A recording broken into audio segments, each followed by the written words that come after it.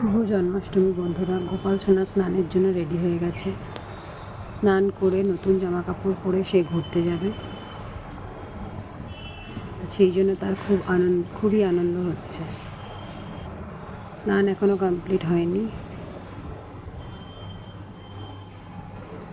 আরও একটু স্নান করবে সে।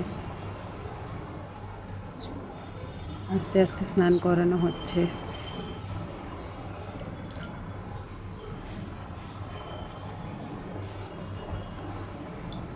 স্নান করানো হয়ে গেলে তার নতুন জামা কাপড় সব রেডি করা আছে, পরিয়ে তাকে ঘুরতে নিয়ে যাওয়া হবে।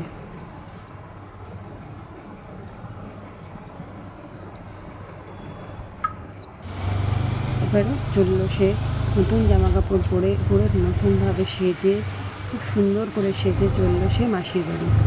আজকে রাস্তায় প্রচুর ঝড় বৃষ্টি হয়েছে, রাস্তায় জল কাদা জমে আছে। সে বাইকে করে চলল মাসির বাড়ি।